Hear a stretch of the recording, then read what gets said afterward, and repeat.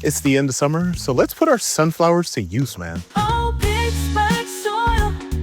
Hello, hello. Welcome back to Pittsburgh Home Garden, where today we will be talking about the magnificent sunflower and unlocking all of its true potential. Now, I imagine, like myself, because it is late summer, you are experiencing a lot of sunflower droop.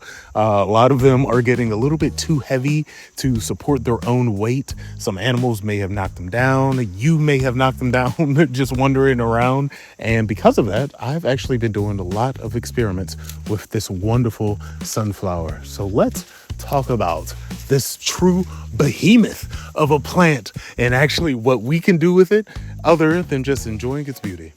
Now, all around my yard, I have sunflowers that look exactly like this, all bent over and actually kind of ugly once they start to actually dry out all over. So the experiments that I've been doing have actually just started with me wanting to clean up the yard and then really getting interested in the very young sunflower seeds that are inside many of these heads. I have done some research and I've actually found out that you can do a lot more than just eat sunflowers at a baseball game and just roast them up. You can actually put these young little seeds to use. But of course, the first step in all of that is going throughout your yard and actually picking off all of the heads. We are going to be using the old heads and the young heads in this video to unlock all of the potential that the sunflower actually has. I have my heads separated in 3 separate groups. The first group over here are going to be the heads that are a little bit too young to actually do anything with. Once you see that there's no development of any type of seed within the heads, you know that these heads are actually a little bit too young and maybe they'll do better in a glass of water for you. In the middle batch, I have heads that actually have very soft type of seeds, and these are the ones that we will be using inside of different recipes, things that you can sear up and actually cook up. And you can do a real quick taste test by taking one of the small seeds, and if it's nice and soft, say like corn, then this is a nice cookable seed. If it's still light in color but has that bit of hardness to it, that means the seed's shell is actually starting to develop, and we're not going to use those. And of course, we're going to put those over here in the pile with the very dark, very mature, hard seeds, because these will be put to use more than what we normally use them for.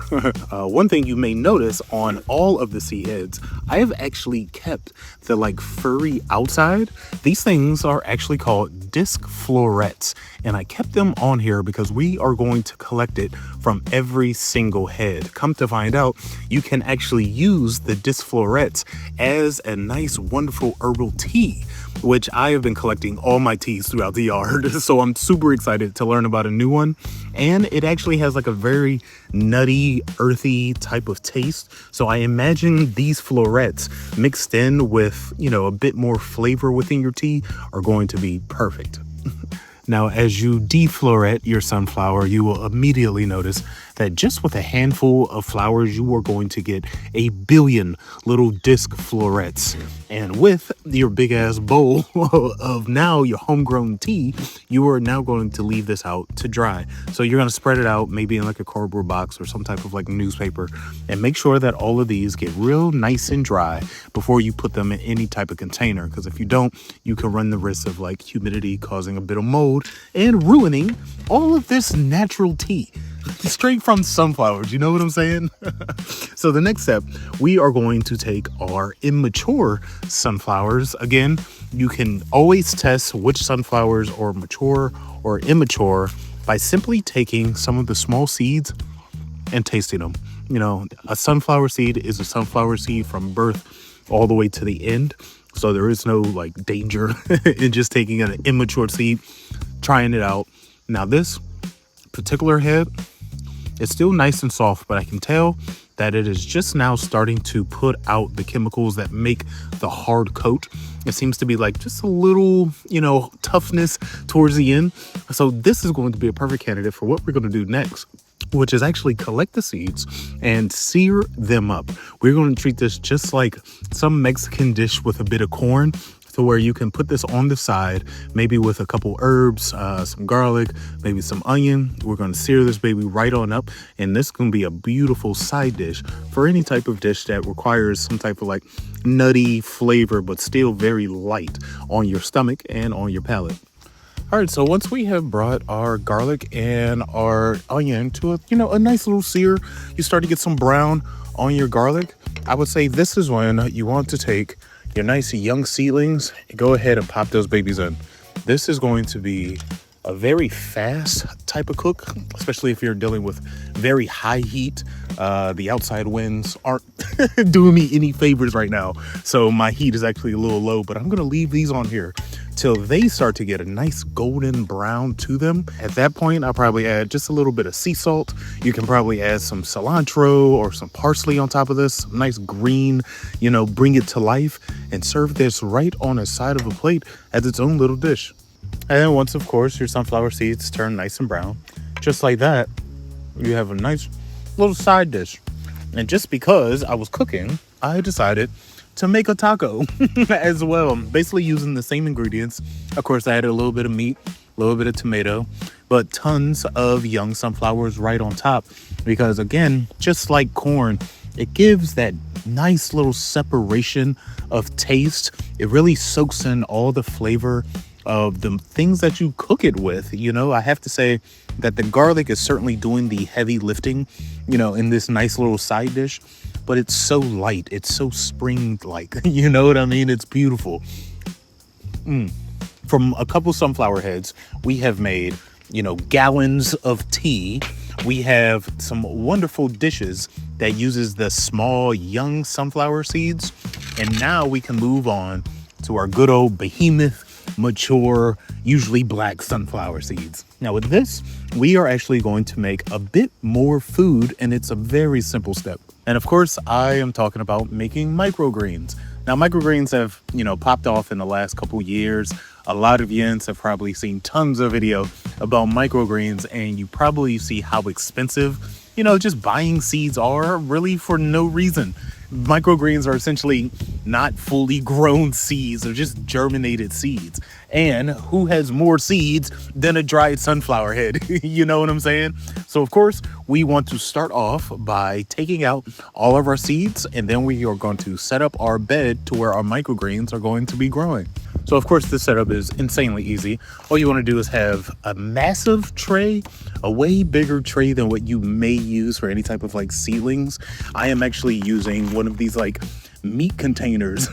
I think I got like 10 pounds of ground beef in this, cleaned it out, put some holes in the bottom, and it is going to be a perfect big tray for all of my sunflower seeds, which I am just going to sprinkle all over.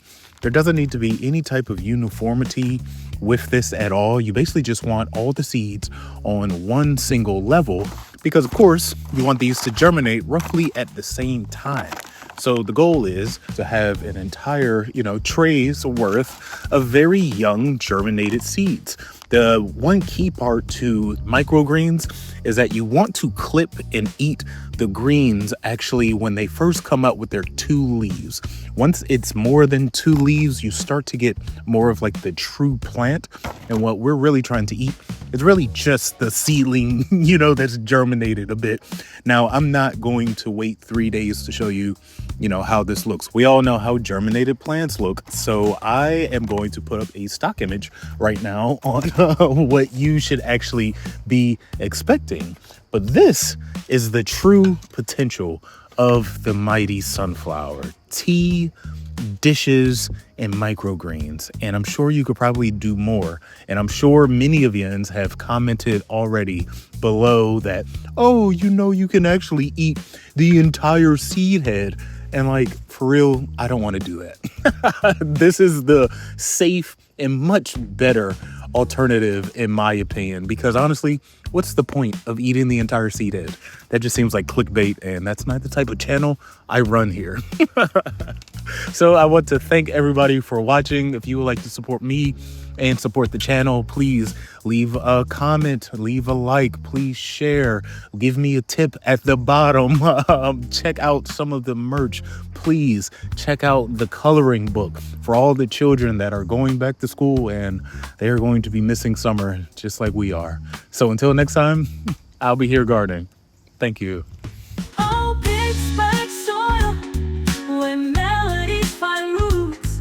In my garden of jazz, wearing dandy boots. Nature's got the beat, and the blossoms hum. Every flower's a note in this lifelong drum.